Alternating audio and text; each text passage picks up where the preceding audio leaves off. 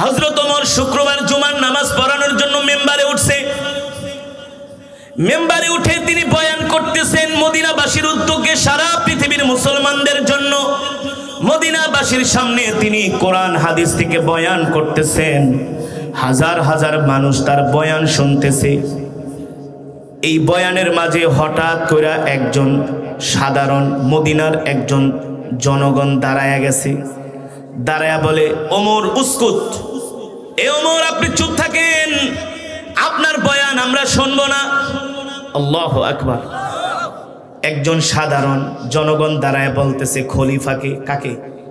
হযরত ওমরকে বলতেছেন, যিনি অর্ধজাহানের খলিফা, যাকে দেখলে শয়তান পর্যন্ত ভয় পায়, যার খেলাফতকালে বকরি আর বাঘ একসাথে এক ঘাটে পানি খেয়েছেন। সুবহানাল্লাহ। এমন ইনসাফ কায়েম করেছেন হযরতে ওমর, এমন ইনসাফ কায়েম করেছেন। একজন সাধারণ জনগণ দাঁড়ায় বলে, ওমর উস্কুত, চুপ থাকেন, আপনার বয়ান আমরা শুনবো না। আপনাদের কাছে আমার প্রশ্ন, এমন একটা কথা যদি বর্তমান পৃথিবীতে কোন প্রেসিডেন্টের সামনে দাঁড়ায়া কোন জনগণ বলে, ওর পিঠের চামড়া থাকবো নাকি? থাকবে? ওরে তো আফ্রিকার জঙ্গলে নিয়ে ঘুম কইরা ফালাবে, আটলান্টিক সাগরে নিয়ে ফালাই দিব যে তোর হাড্ডিও খুঁজে পাওয়া যাবে না। অর্ধজাহানের খলিফা হযরত ওমরকে ধমক দেয়, ওমর চুপ থাকেন, আপনার বয়ান আমরা শুনবো না। হযরত ওমর আশ্চর্য হয়ে গেলেন।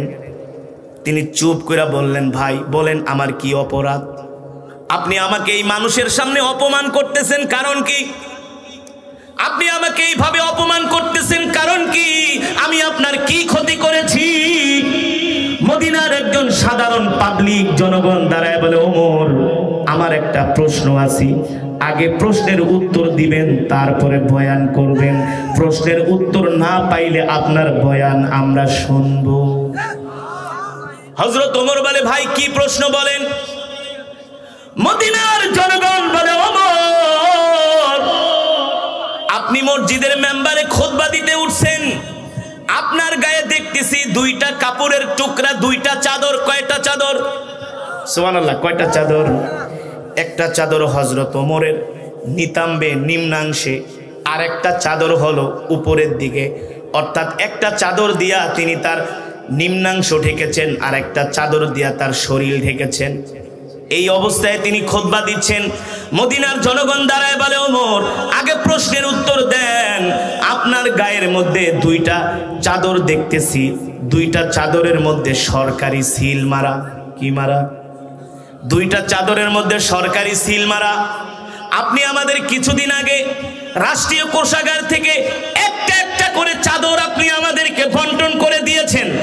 ভাগ হিসাবে আমরা মদিনার জনগণ একটা একটা করে চাদর পেয়েছি। দুনিয়ার কোনো মানুষ বলে নাই, কোনো নবী বলে নাই। এই কথা বলেছেন একমাত্র আল্লাহ রাব্বুল আলামিন। ঠিক কিনা বলেন? এখন প্রশ্ন আসে, বলতে পারেন হুজুর আমরা তো মুসলমানের ঘরে জন্ম, আমরা তো মুসলমানের সন্তান, তাহলে আমাদেরকে কেন বলা হলো তোমরা মুসলমান না হয়ে মরো না? হ্যাঁ, এই প্রশ্নের উত্তর হলো আমরা মুসলমান, কিন্তু গরু খাওয়া মুসলমান, নামদারি মুসলমান। কথা বলেন। আমরা মুসলমান হলাম ধর্ম ব্যবসায়ী মুসলমান। আমরা ধর্মটাকে পুঁজি করি, আল্লাহর হুকুম মানি না, আল্লাহর বিধান মানি না। কেন বললাম গরু খাওয়া মুসলমান? এ মুসলমান, আল্লাহ তাআলা বলছেন তোমরা আল্লাহ তাআলাকে ভয় করো, ভয় করার মতো ভয় করো, আর মুসলমান না হয়ে মরো না। এই কথা আল্লাহ তাআলা এই জন্য বলছেন। আমরা মুসলমানের ঘরে জন্ম নিয়েছি, আমাদের নামও রেখেছে মুসলমান, আমাদের নামও রেখেছে আব্দুল করিম, আব্দুর রহিম, আবু বকর, ওমর। ঠিক কিনা বলেন? নাম রাখছে আব্দুর রহমান, আবু বকর করে গাজার ব্যবসা। কথা বলেন, আছে কি আছে না? নাম রাখছে জামালউদ্দিন, করে ফেন্সিডিলের ব্যবসা। ভারত থেকে বস্তায় বস্তায় ফেন্সিডিল আনে, তারপরে পুলিশে তারে পিঠ মোড়া বান দেয়, আর সামনে লেখা মোহাম্মদ জামালউদ্দিন ফেন্সিডিল ব্যবসায়ী। হ্যাঁ, আল্লাহ তাআলা বলে এমন মুসলমান হলে হবে না। তোমরা আল্লাহ তাআলাকে ভয় করো, তোমাদেরকে তাকওয়াবান মুসলমান হতে হবে। আজকে আমরা মুসলমান হয়ে আল্লাহর হুকুম মানি না, আল্লাহর বিধান মানি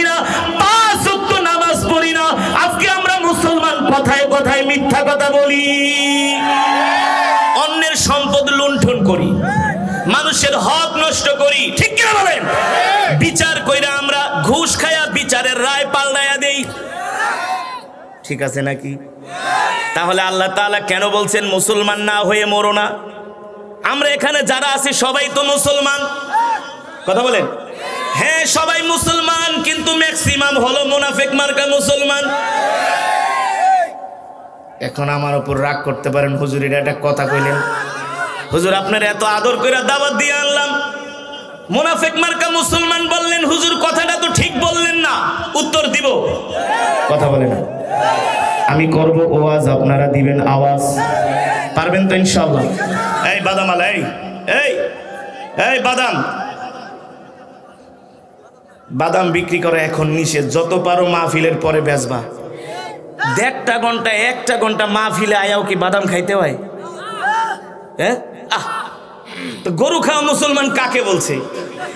1 ঘন্টা বসে একটু কোরআনের তেলাওয়াত, কোরআনের বয়ান শুনবেন, সেই জায়গায় বাদাম খাইবেন। তা সারাদিন কি করেন? সারাদিন তো বাদাম আর বিড়ি খান, বাংলা সিনেমা দেখেন। তো কোরআনের মাহফিলে এসে কি একটু কোরআনের জন্য বাদাম খাওয়া, হাঁটা চলা করা কি বন্ধ করা যায় না? আমরা কেমন মুসলমান?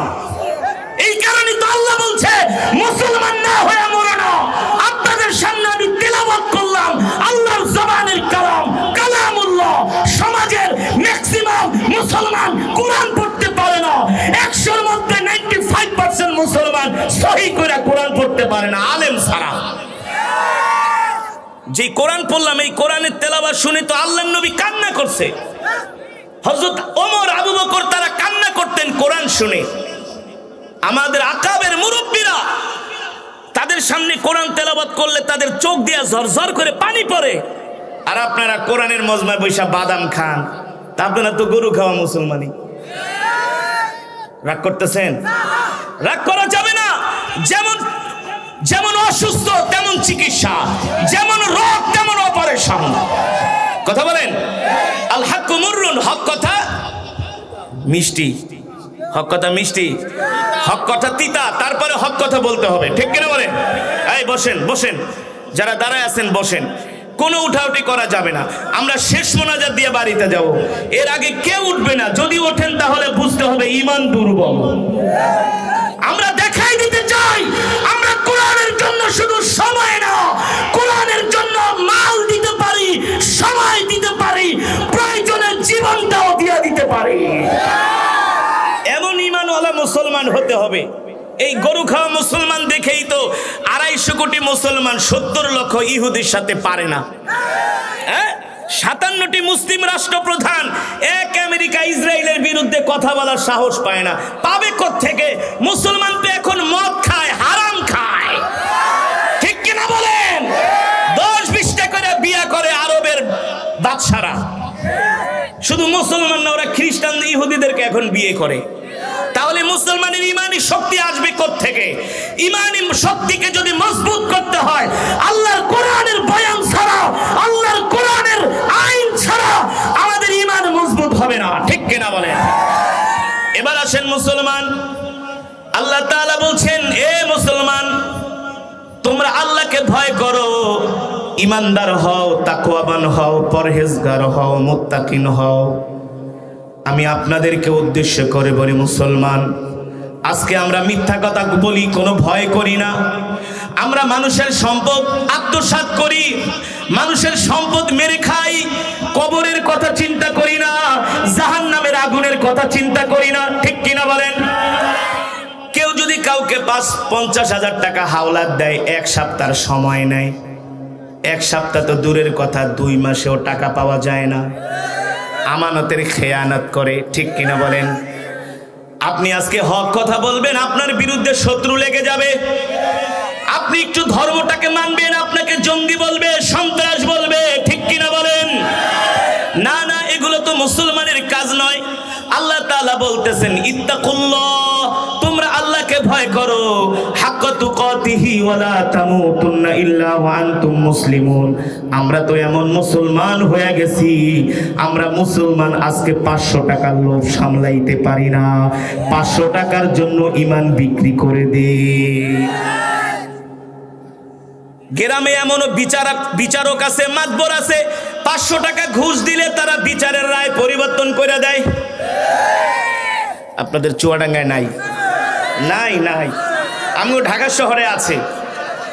1000 টাকা ঘুষ দিলে চিন্তা করিস না, দেখ খেলাটা কেমনি খেলি, হ্যাঁ রায়টা তোর পক্ষেই আসবে, ঠিক কিনা বলেন? আল্লাহ তাআলা বলেন না না না, এ বান্দা এই অপরাধ করিস না, অন্যায় করিস না। ইত্তাকুল্লাহ, কাকে ভয় করো? জোরে বলেন, আল্লাহ তাআলাকে ভয় করো। আল্লাহ তাআলা বলে যদি আমাকে ভয় না করো তাহলে তোমাদের জন্য চরম শাস্তি আছে, ঠিক কিনা বলেন? আজকে আমরা মুসলমানরা আল্লাহ তাআলাকে ভয় করি না, সেই বুঝ আমাদের মাঝে নাই, দিনের বুঝ আমাদের মাঝে নাই। এর কারণ কি? এর কারণ হলো আমরা কোরআনের শিক্ষায় শিক্ষিত না, ধর্মের শিক্ষায় শিক্ষিত না। হযরত সাহাবায়ে কেরাম কোরআনের শিক্ষায় শিক্ষিত হওয়ার কারণে মক্কা থেকে মদিনা থেকে ধর্ষণ বন্ধ হয়ে গেছে, চুরি বন্ধ হয়ে গেছে, ইফতিজিং বন্ধ হয়ে গেছে, জনগণের সম্পদ আত্মসাৎ করা বন্ধ হয়ে গেছে, ঠিক কিনা বলেন? অন্যায় বন্ধ হয়ে গেছে, অবিচার জুলুম বন্ধ হয়ে গেছে। আল্লাহর নবী কোরআন দিয়া মক্কার জমিনের ন্যায় প্রতিষ্ঠা করেছেন। কি দিয়া? ন্যায় দিয়া, কোরআন দিয়া ন্যায় প্রতিষ্ঠা করেছেন। আল্লাহর নবী যখন মদিনার প্রেসিডেন্ট, 2 জন মহিলা পাহাড়ের পাদদেশ দিয়ে যাচ্ছে, কিছু মক্কার যুবক মদিনার যুবক দাঁড়ায় আছে। ওই 2 যুবককে দেখা 2 মহিলা দৌড় মারছে। পিছন দিক থেকে 2 জন যুবক ডাক দেয়, ইয়া উখতি তাআল, ইয়া উখতি তাআল কিফ, এ উখতি তুমি দাঁড়াও দাঁড়াও দাঁড়াও, এদিকে আসো, ভয় করো না, ভয় করো না, আমরা তোমার কোনো ক্ষতি করব না, আমরা তোমার কোনো ক্ষতি সাধন করব না। 2 মহিলা ডাক দিয়া বলে, মক্কার যুবকেরা তোমাদের চরিত্র ভালো না, তোমরা মানুষের মহিলাদের চরিত্র নষ্ট করো, মহিলাদের সম্ভ্রম নষ্ট করো, মহিলাদের ইজ্জতের উপরে হাত দাও, তোমাদেরকে আমরা বিশ্বাস করি না। 2 যুবক ডাক দিয়া বলে, এ বোন শোনো শোনো, আগে আমরা মেয়েদের ইজ্জত নষ্ট করতাম, মানুষের সম্পদ আত্মসাৎ করতাম, মানুষের উপর অত্যাচার করতাম, নির্যাতন করতাম, জুলুম করতাম।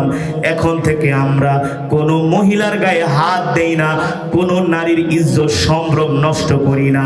আগে তাদের ইজ্জত সম্মান নষ্ট করতাম, এখন আমরা তাদের ইজ্জতের পাহারাদার হয়ে গেছি। 2 জন মহিলা ডাক দিয়া বলে, এত ভালো কিভাবে হইলা? বলে, শোনো শোনো, এই ভালো আমাদেরকে কোনো পুলিশ, আর্মি, র্যাব, বিডিআর বানাইতে পারে নাই, আমাদেরকে ভালো বানিয়েছেন বিশ্বনবী জনাবে মুহাম্মদুর রাসূলুল্লাহ সাল্লাল্লাহু আলাইহি ওয়াসাল্লাম কোরআন দিয়ে আমাদেরকে ভালো করেছেন, ঠিক কিনা বলেন? যদি আমরা আল্লাহর কোরআন মানতাম, আল্লাহর কোরআন অনুযায়ী চলতাম, তাহলে কিন্তু আমরা কখনো মানুষের মনে কষ্ট দিতে পারতাম না, মানুষের উপর অত্যাচার নির্যাতন জুলুম করতে পারতাম না, মানুষের ঘরে ডাকাতি করতে পারতাম না, ঠিক কিনা বলেন? এখন মুসলমানের এমন অবস্থা হয়ে গেছে, কারো কাছে যদি আইসা যদি কোনো মানুষের আমানত দেওয়া হয়, ভাই এই মানুষের আমানতগুলো আপনার কাছে দিলাম, আপনি সমবন্টন করে দিবেন, সে মনে করবে মানুষের এই আমানতগুলো মনে হয় গনিমতের মাল, যেমন ইচ্ছা তেমন খরচ করবে, ঠিক কিনা বলেন? কারণ কি? কারণ কি? সে অন্যের সম্পদকে নিজের মনে করে।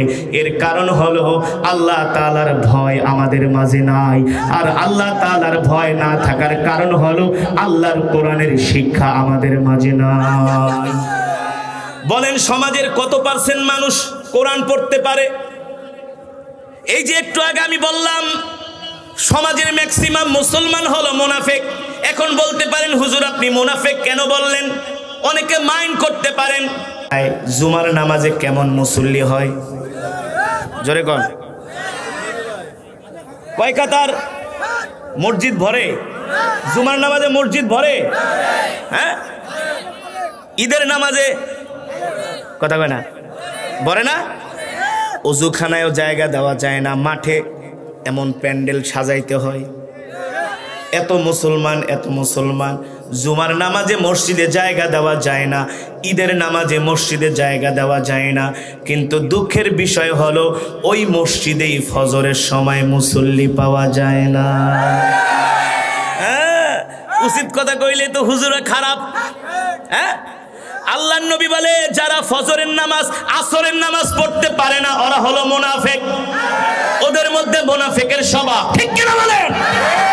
ও মুসলমান, তারাই ফজরের নামাজ পড়তে পারে যারা কম্বলের মধ্যে ঘুমায়া মসজিদের আজান শুনে আসসালাতু খায়রুম মিনান নাওম, আসো আসো ঘুম থেকে নামাজ উত্তম। তারা যখন আজানের ধ্বনি শুনে ওই কম্বলের ভিতরে গরম করে না শরীরটাকে, গরম কম্বলটাকে ফালায়া দৌড় দিয়া ঠান্ডা পানি দিয়া ওযু কইরা ফজরের নামাজে দাঁড়ায়া যায়। কারণ কি? কারণ কি? তারা আল্লাহকে ভয় করে। তাকওয়াবান মুসলমান মনে করে আমি যদি ফজরের নামাজ না পড়ি আর যদি এখন আমার ইন্তেকাল হয়ে যায় আমি আল্লাহ তাআলার কাছে জবাব দিতে পারবো না, ঠিক কিনা বলেন? এই কারণে এক নাম্বার হলো যদি সমাজে শান্তি প্রতিষ্ঠা করতে হয় তাকওয়াবান হতে হবে, পরহেজগার হতে হবে, মুত্তাকিন হতে হবে। যেমন করে তাকওয়াবান ছিলেন রাসূলের সাহাবী হযরত ওমর। কে? জোরে বলেন কে? হযরত ওমরের নাম শুনছেন? যাকে বলা হয় মেজাজে ওহী। হযরত ওমরের কথা অনুযায়ী, সিদ্ধান্ত অনুযায়ী আল্লাহ তাআলা কোরআনুল কারীমের মধ্যে 21 জায়গায় আয়াত নাজিল করেছে। আল্লাহু আকবার। হযরত ওমরকে বলা হয় মেজাজে ওহী। হযরত ওমর যখন রাস্তা দিয়ে হেঁটে যাইতেন ইবলিস শয়তান হযরত ওমরকে দেখলে রাস্তা পরিবর্তন করে ফেলতেন যে ওমরের সামনে পড়লে খবর আছে, ঠিক কিনা বলেন? কিন্তু আমরা এমন গরু খাওয়া মুসলমান হয়ে গেছি, ইবলিস শয়তান আমাদের দেখলে বলে আমি আর কি শয়তান, তোরা তো আমার চাইতে বড় শয়তান, ঠিক কিনা বলেন? এখন শয়তানির সব কর্মকাণ্ড মুসলমানের মধ্যে আছে কি আছে না? আছে কি আছে না? মসজিদের পাশে চায়ের দোকান, বাংলা সিনেমা চলতেছে, যেই চায়ের দোকানে 10 জন মানুষ জায়গা দেওয়া যায় না সেই চায়ের দোকানে 20 থেকে 30 জন মানুষ গায়ে গায়ে লেগে লেগে বসে বসে সিগারেট খায়, চা খায়, বাংলা সিনেমা দেখে। অথচ তার পাশেই হলো মসজিদ মাত্র 20 কদম দূরে, অথচ 3 ঘন্টা লাগায় বাংলা সিনেমা দেখে 20 মিনিট 10 মিনিট নামাজের জন্য দিতে পারে না। কথা বাস্তব নাকি অবাস্তব? সত্য নাকি মিথ্যা? সমাজের মধ্যে এই পরিস্থিতি হচ্ছে কি হচ্ছে না? মুসলমানের থেকে যদি আমাদেরকে বাঁচতে হয়, বের হতে হয়, আমাদেরকে তাকওয়াবান হতে হবে। যেমন তাকওয়াবান ছিলেন রাসূলের খলিফা, রাসূলের সাহাবী হযরতে ওমর। আল্লাহু আকবার। ওমরের নাম শুনছেন? যেই ওমর নবীজির কল্লা কাটার জন্য তরবারি নিয়ে আল্লাহর নবীর দরবারের দিকে দৌড় শুরু করলেন, আল্লাহর নবীর কল্লা কাটবে। আবু জেহেল এসে বসে, আবু জেহেল এসে বলে, আবু লাহাব এসে বলে ওমর তুমি হলা মক্কার সাহসী যুবক, তুমি একমাত্র মুহাম্মদকে শায়েস্তা করতে পারো। বলেন নাউজুবিল্লাহ। খাত্তাবের ছেলে ওমর বলে আবু জেহেল মুহাম্মদের কি দোষ? বলে মুহাম্মদের দোষ হলো মুহাম্মদ আমাদের যুবকদেরকে কোরআন শোনায়া তাদেরকে পাগল বানায়া দেয় আর যুবকরা মুহাম্মদের পিছনে পিছনে ঘোরে। ওমর বলে ঠিক আছে আমি দেখবো মুহাম্মদের আসলে অবস্থাটা কি, আমি একদিন নিজে যাব মুহাম্মদকে সশরীরে স্বচক্ষে আমি তাকে দেখব। আল্লাহু আকবার। আল্লাহর নবী কোরআন পড়তেছেন, বাইতুল্লাহর মধ্যে কোরআন তেলাওয়াত করতেছেন, হযরত ওমর পিছনে দাঁড়ায়া দাঁড়ায়া আল্লাহর নবীর তেলাওয়াত শুনতেছি। আল্লাহু আকবার। আল্লাহর নবীর তেলাওয়াত শুনে ওমর মনে মনে বলে আবু জেহেল বলছিল মুহাম্মদ অনেক চালাক মানুষ, শিক্ষিত মানুষ, কিন্তু মুহাম্মদ যেই কোরআন তেলাওয়াত করে এমন তেলাওয়াত তো আমি জীবনেও শুনি নাই। তাহলে কি মুহাম্মদ একজন কবি? মুহাম্মদ কি বানায় বানায় কবিতা বলে? ঠিক আল্লাহর নবী ওই সময় ওই আয়াতটাই তেলাওয়াত করতেছেন, ওমা হুয়া বিকাউলি শাইর কলিলাম মা তুমিনুন। সুবহানাল্লাহ। আল্লাহর নবী এই তেলাওয়াত করতেছেন এই আয়াতটা। এই আয়াতের অর্থ হলো তোমরা আমাকে কবি বলো, আসলে আমি কবি না, আমি কবি না। এই কথাই মক্কার অল্প মানুষই বিশ্বাস করে, ঠিক কিনা বলেন? যারা নবীকে কবি বলতো, জাদুকর বলতো, তারা কালেমা পড়ে মুসলমান হয় নাই, যারা নবীকে নবী বলেছে, নবী বলে স্বীকার করেছে, তারা আল্লাহ আল্লাহ রসুলের প্রতি ঈমান এনেছেন। ঠিক কিনা বলেন? আল্লাহর নবী বলতেছেন ওয়ামা হুয়া বিকাউলি শাইর কলিলাম মা তুমিনুন। এ তুমি আমাকে কবি বলতেছো, আমি কবি না, কবি না, কবি না, আমি হলাম আল্লাহর নবী। সুবহানাল্লাহ। ওমর কয় কি রে, আমি তারে কবি বললাম, এটা সে জানলো কিভাবে? সুবহানাল্লাহ। কথা বোঝেন না? মনে করেন আপনি আমাকে মনে মনে একটা গালি দিতেছেন, আমি আপনার ওই গালির উত্তরটা আমি আপনাকে দিচ্ছি, ভাই আপনি যে আমাকে এই কথা বইলা গালি দিলেন, আসলে তো আমি এই দোষী সাব্যস্ত না। এখন আপনি মনে মনে ভাববেন কিরে, এই লোকটারে আমি গালি দিলাম, একটা খারাপ কথা বললাম, সেই লোকটা জানে কিভাবে? তার মানে সে হলো একটা গণক। কি গণকরাই কেবলমাত্র মানুষের মনের কথা জানে। দেখেন না, ওই যে রাস্তায় বসে দেখবেন কিছু গণকরা টিয়া পাখি লইয়া বসে থাকে, আছে না? টিয়া পাখি নিয়ে বসে থাকে, আর গেলেই কয় তুই তো শেষ, তোরে তো শনির দশায় পাইছে, হ্যাঁ জ্যোতিষী, তোরে তো রবির দশায় পাইছে, তোর তো সব শেষ হয়ে যাইব, ধ্বংস হয়ে যাইব। হ্যাঁ, তারপরে বলে ঠিক আছে বলেন গণক আমি কি করতে পারি? কয় তোর নাম নিয়ে আমি টিয়া পাখি রে বলতেছি, ওর নাম নিয়ে একটা কাগজ উঠা। যখন টিয়া পাখি একটা কাগজ উঠায়, ওই কাগজের মধ্যে এক একটা লেখা থাকে, 1 মাসের ভিতরে তুই ধ্বংস হয়ে যাবি, তোর স্ত্রী অসুস্থ হয়ে যাইব, তোরে জাদু টোনা করব। তখন লোকটা ভয় পাওয়া যায়। ঠিক কিনা বলেন? আর জ্যোতিষী বলে বলো আমি যা যা বলছি সব সত্যি কিনা? হ্যাঁ আপনি যা যা বলছেন সব তো সত্য, আসলে ঝড়ে বকমরে ফকিরের কেরামতি বাড়ে। ঠিক কিনা বলেন? হযরত ওমর কয় হায় রে, এই লোকটারে আমি কবি বললাম, সে জানে কিভাবে? তার মানে সে গণক। আল্লাহর নবী বলে ওয়ালা বিকাউনি কাহিন কলিলাম মা তাযাক্কারুন। আমি গণক না, আমি গণক না, এ কথা মদিনা মক্কার অল্প মানুষই বিশ্বাস করে, স্বীকার করে। ঠিক কিনা বলেন? এবার ওমর বলে কিরে, লোকটাকে বললাম কবি, সে বলে কবি না, বললাম গণক, বলে গণক না, তাহলে আমার মনের কথা এই লোকটা কিভাবে জানে? আল্লাহু আকবার। এখন রহস্য সৃষ্টি হয়েছে কি হয়েছে না? জোরে বলেন। ওমর বলে এবার আমি আবু জেহেলের কথা শুনবো না, সরাসরি মুহাম্মদের সাথে কথা বলবো। সুবহানাল্লাহ। আরো জোরে বলুন সুবহানাল্লাহ। হযরত ওমর বলে আমি যেই দিন আল্লাহর নবীর জবানে এই তেলাওয়াতের আয়াতগুলো শুনলাম, সেই দিন থেকে আমি আস্তে আস্তে করে ইসলামের প্রতি দুর্বল হতে শুরু করলাম। হযরত ওমর বলে আমি আল্লাহর নবীর কল্লা কাটার জন্য তরবারি নিয়ে গিয়েছিলাম। আল্লাহর নবীর জবানে কোরআনুল কারীমের সূরা তাহার আয়াতগুলো যখন আমি শুনলাম, আল্লাহর নবীর কল্লা কাটবো তো দূরের কথা, আল্লাহর নবীর কাছে যেয়ে বললাম ওগো আল্লাহর পয়গম্বর, এসেছিলাম আপনার কল্লা কাটার জন্য, আপনার কল্লা কাটবো তো দূরের কথা, আমি আমার কল্লাটা আল্লাহ রসুলের কাছে জান্নাতের বিনিময়ে বিক্রি করে দিলাম। আপনি আমাকে এখনই কালেমা পড়ায় মুসলমান বানায় দেন। আল্লাহু আকবার। জোরে বলেন আল্লাহু আকবার। মুসলমান হযরত ওমর কোরআন শুনে কালেমা পড়ে মুসলমান হয়ে গেলেন। এমন তাকওয়াবান হলেন, পরহেজগার হলেন, মুত্তাকিন হলেন। আল্লাহর কোরআনের শিক্ষায় শিক্ষিত হওয়ার কারণে, আল্লাহর কোরআন মানার কারণে এমন তাকওয়াবান হয়ে গেলেন, এমন পরহেজগার হয়ে গেলেন হযরতে ওমর। আল্লাহু আকবার। যিনি এখন মদিনার খলিফা। মদিনা শুধু মদিনার খলিফা না, অর্ধজাহানের খলিফা, অর্ধজাহানের বাদশা। দেখেন না আমেরিকার প্রেসিডেন্ট, একটু আমেরিকার প্রেসিডেন্ট হয়ে সারা পৃথিবীতে উৎপাত করে। রাশিয়ার প্রেসিডেন্ট ভ্লাদিমির পুতিন কিছু পারমাণবিক অস্ত্রের ক্ষমতা দেখায়া সারা পৃথিবীতে তারা যুদ্ধ করে। ঠিক কিনা বলেন? উত্তর কোরিয়ার প্রেসিডেন্ট কিম জন মাঝে মাঝে ক্ষেপণাস্ত্র বানায় আর মানুষকে হুমকি দেয়, আমার সাথে বাড়াবাড়ি করলে কিন্তু খবর আছে। হ্যাঁ, অথচ তারা কি আর অস্ত্রের মালিক, ক্ষমতার মালিক, কতটুকুন তাদের রাজ্যের পরিধি, কতটুকুন দেশের প্রেসিডেন্ট তারা। অথচ হযরত ওমর ছিলেন অর্ধজাহানের খলিফা। অর্ধজাহানের খলিফা ছিলেন হযরত ওমর। ও যুবক, আমি সেই হযরত ওমরের কথাই বলছি। মুসলমানদের দ্বিতীয় খলিফা হযরত ওমরের কথা বলছি।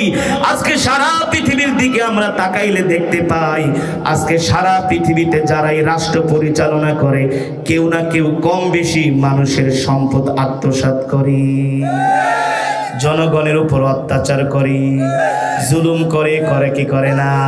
কিন্তু হযরত ওমর মুসলমানদের খলিফা কেমন ছিলেন বলবো?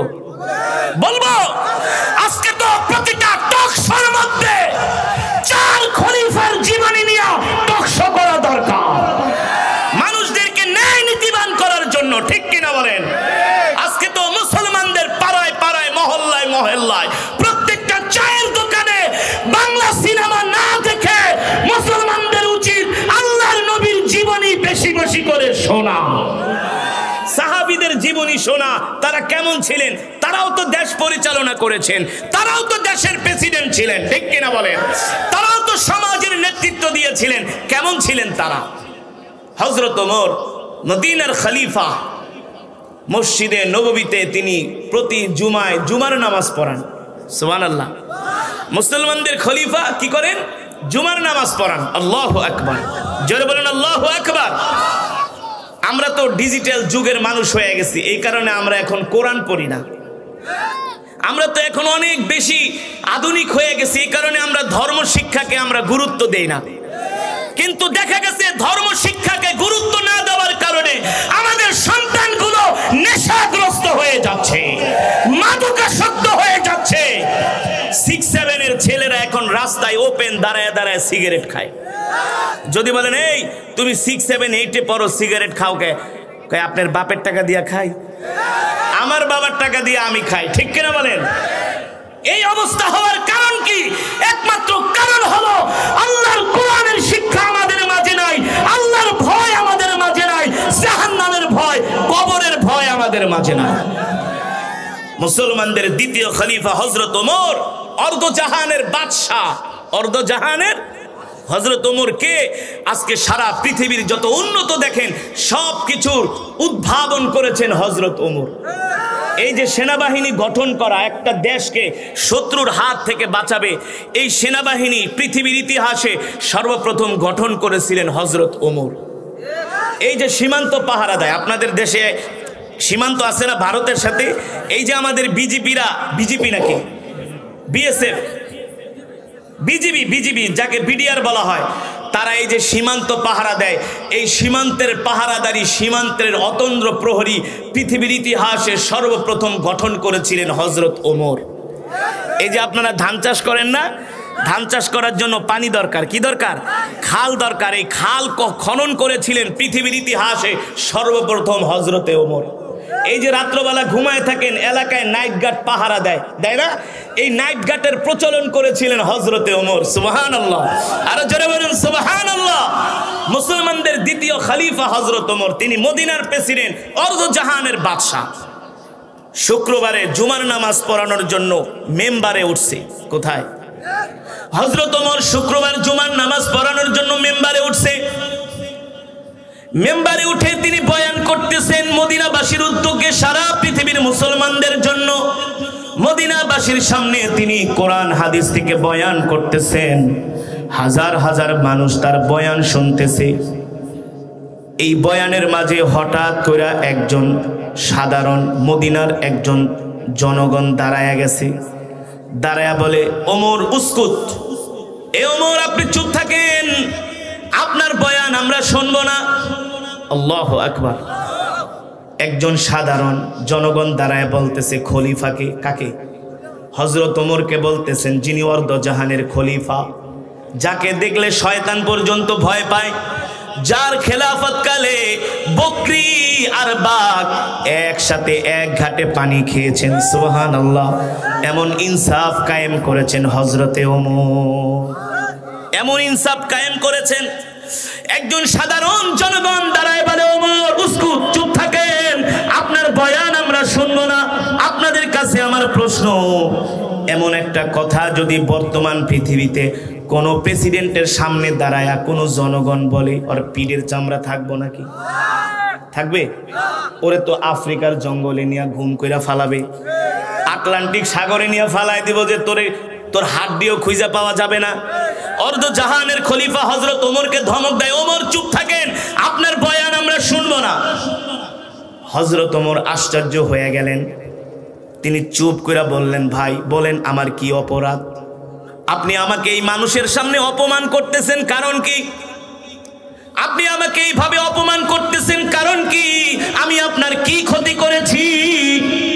মদিনার একজন সাধারণ পাবলিক জনগণ দাঁড়ায় বলে, ওমর আমার একটা প্রশ্ন আছে, আগে প্রশ্নের উত্তর দিবেন তারপরে বয়ান করবেন। প্রশ্নের উত্তর না পাইলে আপনার বয়ান আমরা শুনবো। হযরত ওমর বলে, ভাই কি প্রশ্ন বলেন? মদিনার জনগণ বলে, ওমর আপনি মসজিদের মেম্বারে খুতবা দিতে উঠছেন, আপনার গায়ে দেখতেছি দুইটা কাপড়ের টুকরা, দুইটা চাদর। কয়টা চাদর? সুবহানাল্লাহ, কয়টা চাদর?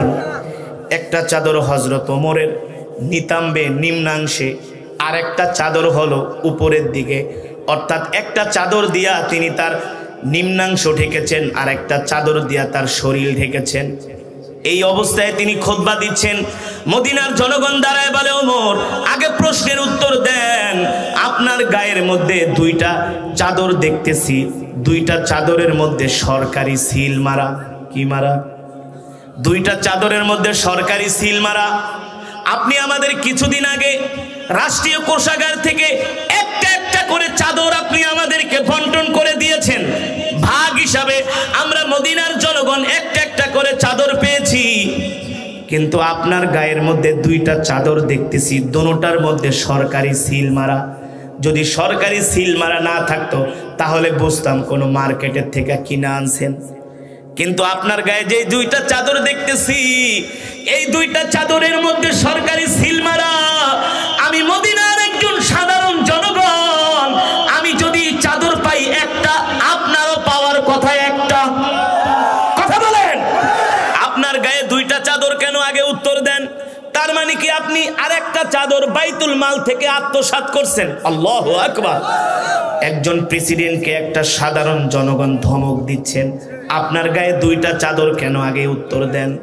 আমরা একটা চাদর পেয়েছি, আপনার গায়ে কেন দুইটা চাদর? উত্তর না দেওয়ার আগে আমরা আপনার বয়ান শুনবো না। হযরত ওমর অবাক হয়ে গেলেন, তিনি চুপ করে রইলেন।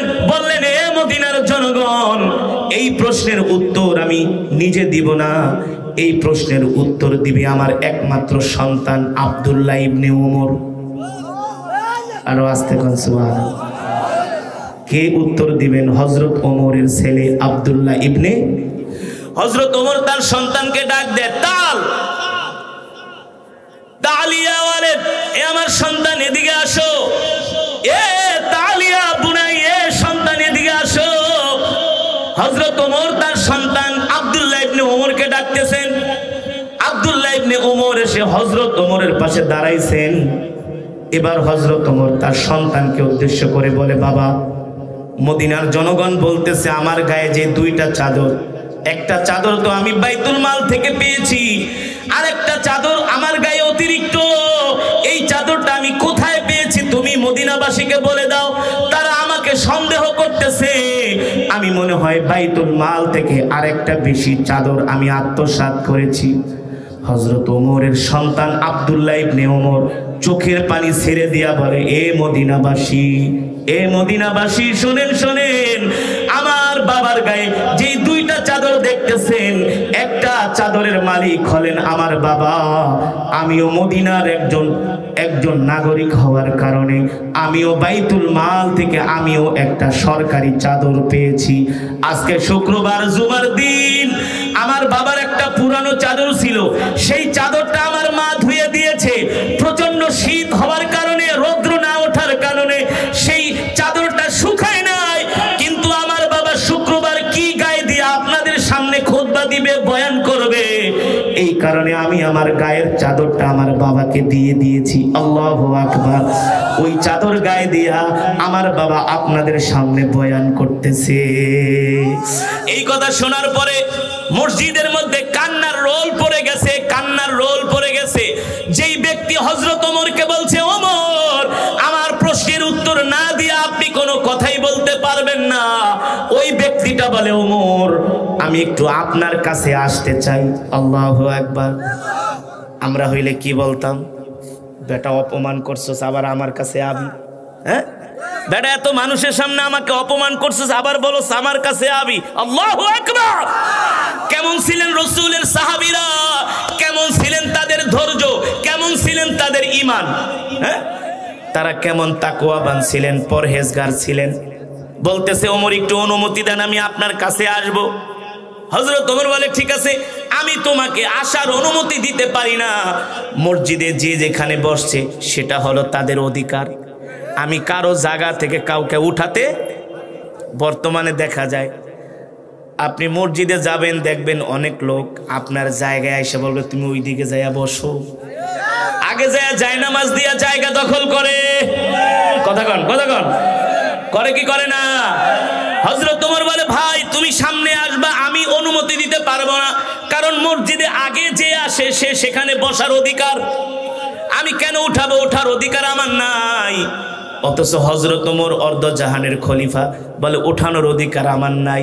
তুমি যে সামনে আসবা, তুমি অনুমতি দিয়া যদি সামনে আসতে পারো তাহলে সামনে আসো। ওই সাধারণ লোক দাঁড়ায় বলে এ মদিনার জনগণ, মুসল্লিরা, আমাকে একটু খলিফার কাছে যাওয়ার অনুমতি দাও, আমার জন্য একটু জায়গা করে দাও। এবার তাকে জায়গা করে দেওয়া হলো। তিনি হযরত ওমরের কাছে আসলেন। হযরত ওমরের কাছে এসে হযরত ওমরের মাথায় একটা হাত দিলেন, আর একটা হাত তিনি আল্লাহর নবীর রওজার দিকে হাত বাড়ায় দিলেন। আল্লাহু আকবার। আল্লাহর নবীর রওজার দিকে তাকায় বলতেছে ওগো আল্লাহর নবী, আপনি আমাদের কত সুন্দর একটা ওমর দিয়া গেছেন, কত সুন্দর একটা ওমর দিয়া গেছেন, যে ওমর কত সুন্দর করে ন্যায় প্রতিষ্ঠা করেছে, ইনসাফ প্রতিষ্ঠা করেছে।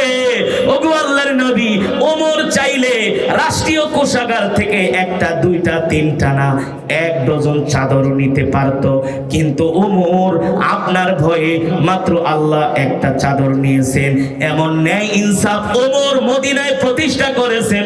ওগো আল্লাহর নবী, আপনি সাক্ষী, আমরা মদিনার জনগণ ওমরের উপর খুশি হয়ে গেছি, আপনিও খুশি হয়ে যায়েন। জোরে বলেন সুবহানাল্লাহ। আপনারাই বলেন, ধর্মীয় শিক্ষা না থাকলে, আল্লাহর ভয় না থাকলে এবং ইনসাফ প্রতিষ্ঠা করা সম্ভব নয়। সম্ভব নয়।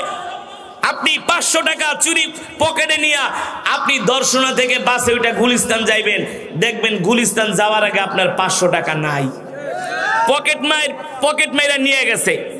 সৌদি আরবে কোরআনের মাত্র 2-1টা আইন আছে, 2-1টা আইন, বেশি নাই। আগে ছিল, এগুলো এখন তারা বন্ধ করে দিছে। এখনো সৌদি আরবে যদি আপনি 500 টাকা না, 5000 টাকা না, 5 লক্ষ টাকাও যদি আপনি হাতে কইরা সৌদি আরবের রাস্তা দিয়ে হাঁটেন, কোনো পকেট মার তো দূরের কথা, কোনো দুষ্ট লোকও আপনার দিকে তাকানোর সাহস পাবে না। কারণ সে জানে যে আমি যদি এখন চুরি করি, একটু পরে পুলিশে আমারে ধরতে পারলে আমার 1 হাত কাইটা ফালাইব। ঠিক কিনা বলেন? আমাদের দেশের মহিলারা রাত 9টা-10টার পরে রাস্তায় বের হলেই অনেক বকাটে যুবকরা তাদের দিকে অন্যরকম করে তাকায় কি তাকায় না? আপনি সৌদি আরবে যান, সারা রাত মহিলারা রাস্তা দিয়া ঘুরতেছে, সারা রাত ঘুরতেছে। তার সাথে কোনো স্বামীও থাকার দরকার নেই, তার সন্তানও থাকার দরকার নাই। তার প্রয়োজনীয় কাজে সে সারা রাত যদি রাস্তায় যায়, কোনো মার্কেটে যায়, কোনো অফিসে যায়, কোনো কাজে যায়, কোনো যুবক তো দূরের কথা, শয়তানও তার দিকে তাকানোর সাহস পায় না। কারণ কি জানে, যদি আমি এখন এই মহিলার দিকে তাকাই আর যদি আমি কোনো অন্যায় করি, আমাকে যদি পুলিশ ধরতে পারে, তাহলে হাজার হাজার মানুষের সামনে আমাকে পাথর নিক্ষেপ করে হত্যা করবে। ঠিক কিনা বলেন? এই কারণে মুসলমান, আমাদের মাঝে আল্লাহর ভয় নাই, তাকওয়া নাই, ইখলাস নাই, পরহেজগারিতা নাই। এর কারণ হলো আমাদের মাঝে কোরআনের শিক্ষা নাই। যদি আমাদের মাঝে কোরআনের শিক্ষা থাকতো, তাহলে আল্লাহর ভয় থাকার কারণে আমরা মানুষের সম্পদ, মানুষের মনে কষ্ট দেওয়া, মানুষকে অত্যাচার করা, মানুষের সম্পদ লুণ্ঠন করা, এটা আমরা কল্পনাও করতে পারতাম না। এতক্ষণ বললাম হযরত ওমরের কথা, এবার তার ছেলে আব্দুল্লাহ ইবনে ওমর একটা কথা আছে, গাছ ভালো হলে, জোরে বলেন, গাছ ভালো হলে কি ভালো হয়? ফল ভালো হয়। ইতিহাসের মধ্যে এসছে হযরত ওমরের ছেলে আব্দুল্লাহ ইবনে ওমর তিনি সফরে বের হচ্ছেন। সফরে বের হয়েছেন, মরুভূমির মধ্যে কোনো দোকানপাট নাই, খাওয়া দাওয়ার কোনো ব্যবস্থা নাই।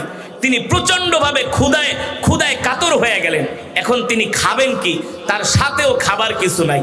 তাকায় দেখে একটা যুবক কিছু বকরি নিয়ে বসে আছে, সে ওই বকরির দুধ দহন করতেছে। আব্দুল্লাহ ইবনে ওমর যায় বলে, এই ভাই, আমি একজন মুসাফির, আমি মদিনা থেকে আসছি, আমার প্রচন্ড ক্ষুধা লাগছে, তুমি আমাকে একটু বকরির দুধ, আমার কাছে বকরির দুধ বিক্রি করবা, আমার কাছে কিছু টাকা আছে, আমি বিনিময়ে তোমাকে দিব। হযরত ওমরের ছেলে আব্দুল্লাহ ইবনে ওমরকে ওই রাখাল বলে, ভাই আপনি ক্ষুধার্ত ঠিক আছে, আপনি বলতেছেন আপনার কাছে আমি একটু ছাগলের দুধ বিক্রি করব, আপনি খাবেন ঠিক আছে, কিন্তু ভাই যে ছাগলগুলো আমি পালতেছি এই ছাগলের মালিক আমি না, এই ছাগলের মালিক হলো তিনি হলেন বাড়িতে, তিনি এখন মরুভূমিতে নাই, আমি তার অনুমতি ছাড়া কিভাবে ছাগল বিক্রি করি? আব্দুল্লাহ ইবনে ওমর বলে, বেটা তুমি আমার কাছে একটা ছাগল বিক্রি করলো, সে কি দেখবে? বিনিময়ে তো তুমি কিছু টাকা পাবা, ভালোভাবে চলবা। শোনেন, আপনি আমাকে এই টাকার লোভ দেখাইতেছেন, আপনি জানেন না আমাদের খলিফা হলেন ওমর। সুবহানাল্লাহ বলেন, আমাদের খলিফা কে? ওমর যদি জানতে পারে আমি অগোচরে আমার মালিকের ছাগল বিক্রি করছি, তাহলে আমাদের খলিফা আমার হাত কেটে ফেলবে। আল্লাহু আকবার, এই কাজ আমি করতে পারবো না। হযরত ওমরের ছেলে আব্দুল্লাহ ইবনে ওমর বলে, বেটা খলিফা কি করবে না করবে এটা আমি দেখব, তুমি চিন্তা করো না, আমি খলিফার ছেলে, এটা আমি ট্যাকেল দিব। আমি কি করব? ট্যাকেল দিব, তুমি আমার কাছে একটা বকরি বিক্রি করো। যুবক ডাক দিয়া বলে, এই খলিফার ছেলে ওমর, শোনেন, আপনি বলতেছেন খলিফাকে আপনি ট্যাকেল দিবেন, খলিফা আমাকে কিছুই করবে না, ঠিক আছে, আমি দুনিয়ার আদালত থেকে খলিফার আদালতে বেঁচে গেলাম, কিন্তু আমাকে তো কাল হাসরের ময়দানে আল্লাহর আদালতে দাঁড়াতে হবে। সেই দিন আমি কি জবাব দিব? ঠিক কিনা বলেন? সেই দিন আমি কি জবাব দিব? আমি তো আল্লাহর আদালত থেকে পার পাবো না, দুনিয়ার আদালতে পার পেয়ে গেলেও। এই কথা শোনার পরে হযরত ওমর তার হাত ধরে চুমু খাইলেন আর বললেন, যুবক আমার উদ্দেশ্য ছিল না বকরি তোমার থেকে কিনা, বকরির দুধ খাও, আমার উদ্দেশ্য ছিল না। আমার রব চাইলে মরুভূমির ভিতরে তিনি আমাকে না খায়াও বাঁচাইতে পারেন, ঠিক কিনা বলেন? আমার উদ্দেশ্য ছিল যে মদিনার মানুষ কতটা খোদা ভীতি তাদের মধ্যে আছে, কতটা আল্লাহর ভয় তাদের মাঝে আছে, কতটা তাকওয়া পরহেজগারিতা তাদের মাঝে আছে, এটা যাচাই করার জন্য আমি তোমাকে প্রস্তাবগুলো দিলাম। তুমি আমার প্রত্যেকটা প্রস্তাব শুনে প্রত্যাখ্যান করেছো, মানে তুমি হলো একজন তাকওয়াবান মুসলমান। আল্লাহু আকবার, জোরে বলেন আল্লাহু আকবার। আর আমরা হইলে কি কইতাম? মালিকরে যায় কইতাম, মরুভূমির ভিতরে বাঘে ছাগলের বাচ্চা খাইয়া ফেলাইছে, আমি কি করুম? আমি তো পাহারা দিছি, এত ছাগল কি পাহারা দিয়া রাখা যায়? এত ভেড়া বকরি কি পাহারা দিয়া রাখা যায়? এই যে দেখেন বাঘ খেয়ে রক্ত বের করে ফেলাইছে, এই যে আমি প্রমাণ নিয়ে আসছি, আমি কি করব? হযরত ওমর বলে, ওমরের ছেলে আব্দুল্লাহ ইবনে ওমর বলে, যুবক তুমি যে তাকওয়ার প্রমাণ দিয়েছো, পরহেজগারিতার প্রমাণ দিয়েছো, তুমি আসমানের নিচে জমিনের উপরে আল্লাহর সবচেয়ে প্রিয় বান্দা। আল্লাহু আকবার। যারা তাকওয়াবান হয়, পরহেজগার হয়, গুনাহ করে না, কার ভয়ে? আল্লাহ তাআলার ভয়ে কোনো অন্যায় করে না, অত্যাচার করে না, অবিচার করে না। যারা আল্লাহ তাআলার ভয়ে নেশা খায় না, যারা আল্লাহ তাআলার ভয়ে আল্লাহর দেওয়া চোখ দিয়ে হারাম জিনিস দেখে না, তারাই হলো তাকওয়াবান, তারাই হলো পরহেজগার, মুত্তাকি। আব্দুল্লাহ ইবনে ওমরের ছেলে বলে, শোনো তুমি আগামী কালকে খলিফার দরবারে যাও, তোমার মতো এমন তাকওয়াবান লোক রাষ্ট্রীয় কর্মচারী হিসাবে দরকার। দেখেন তাকওয়াবান হওয়ার কারণে ছিল রাখাল, হযরত ওমরের ছেলে তাকে চাকরি দিয়া সে এখন সরকারি কর্মকর্তা, বড় চাকরি পেয়ে গেছে। আল্লাহু আকবার। এই কারণে অনেক মানুষ মনে করে মিথ্যা কথা বইলা হারাম খায়া দিনাদিন রাতারাতি বড় লোক হইয়া যাবো। না না না না, মুসলমান কখনো হারাম খেতে পারে না, মুসলমান কখনো হারামের কাছে যেতে পারে না, মুসলমান কখনো সুদ খেতে পারে না, মুসলমান কখনো ঘুষ খেতে পারে না। মুসলমান তিন বেলার জায়গায় এক বেলা খাবে, তারপরেও কখনো মুসলমান হারাম খাবার মুখে তুলে নিতে পারে না। পারে?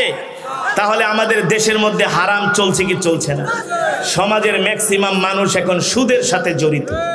মা বোনেরা ভালো করে খেয়াল করবেন, গ্রামের সবচেয়ে বেশি মা বোনেরা গ্রামীণ ব্যাংক থেকে সুদ আনে। ঠিক কিনা বলেন? সুদ কি? সুদের ছোট গুনাহ হলো নিজের মায়ের সাথে জিনা করা। বলেন নাউজুবিল্লাহ। আপনি সুদের টাকা দিয়া, ঘুষের টাকা দিয়া, মানুষের সম্পদ লুণ্ঠন কইরা আপনি যদি হজ করেন, আপনি যদি 10-12টা করে কোরবানি দেন, আপনি যদি মসজিদ মাদ্রাসা করেন, আপনার এই দান আল্লাহর দরবারে কবুল হবে না। আপনার কোনো ইবাদত আল্লাহর দরবারে কবুল হবে না। ঠিক কিনা বলেন? এই কারণে আমাদেরকে ইমানদার মুমিন হতে হলে আমাদেরকে হারাম থেকে বাঁচতে হবে। রাজি আছেন ইনশাআল্লাহ? হারাম থেকে বাঁচতে হবে। হারাম জিনিস ভক্ষণ করা যাবে না, মানুষের মনে কষ্ট দেওয়া যাবে না। 5 ওয়াক্ত নামাজ জামাতের সাথে আদায় করতে হবে, সকাল সন্ধ্যা কোরআন পড়তে হবে। রাজি আছেন ইনশাআল্লাহ? তাহলে আজকের মাহফিল দেখে আমরা ওয়াদা করব, যতদিন বাঁচবো আমরা কোনো হারাম খাবো না, মানুষের সম্পদ আমরা লুণ্ঠন করব না, কোনো মানুষের মনে কষ্ট দিব না, সমাজের ভিতরে অশান্তি সৃষ্টি করব না। 5 ওয়াক্ত নামাজ আমরা জামাতের সাথে আদায় করব। কে কে রাজি আছেন? হাত তুলে আল্লাহ তাআলাকে দেখায় দেন। লিল্লাহি তাকবীর। হাতগুলো সোজা করেন, সোজা করেন, বলেন আল্লাহ। আরো ঈমানি আওয়াজ দিয়ে বলেন আল্লাহ। ওয়াদা করলাম জীবনে যতদিন বাঁচবো 5 ওয়াক্ত নামাজ পড়বো, আল্লাহ কখনো হারাম খাবো না। আল্লাহ আপনি আমাদের তৌফিক দেন। হাত নামান, আল্লাহ আমাদের কবুল করুন। রাগ করতেছেন ভাই? রাগ করতেছেন? ইবাদত কবুল হওয়ার জন্য প্রথম শর্ত হলো হালাল রিজিক। কারো একটা কাঁচা মরিচও কারো থেকে না জিজ্ঞেস করে খাবেন না। আপনি খেতে গেছেন, কাঁচা মরিচ দেখে ভাল লাগছে, কারো একটু তরকারি দেখে ভাল লাগছে, না জিজ্ঞেস করে তার কাঁচা মরিচও ক্ষেত থেকে নিবেন না। ঠিক কিনা বলেন? অনেকে হুজুর কাঁচা মরিচ তো দূরের কথা, গরুই খায় আলাই, গরুই খায় আলাই, খাসি খায় আলাই, আর আপনি এসেন কাঁচা মরিচ লইয়া। ঠিক কিনা বলেন? না ভাই, ভয় করতে হবে কাকে? আল্লাহ তাআলাকে ভয় করতে হবে। কারণ এই পৃথিবী আমাদের থাকার, এই পৃথিবী ছেড়ে আমাদের চলে যেতে হবে। ঠিক কিনা বলেন? তাহলে আমাদেরকে তাকওয়াবান হতে হবে, পরহেজগার হতে হবে, মুত্তাকিন হতে হবে। আল্লাহ তাআলা আমাদের তৌফিক দান করুন।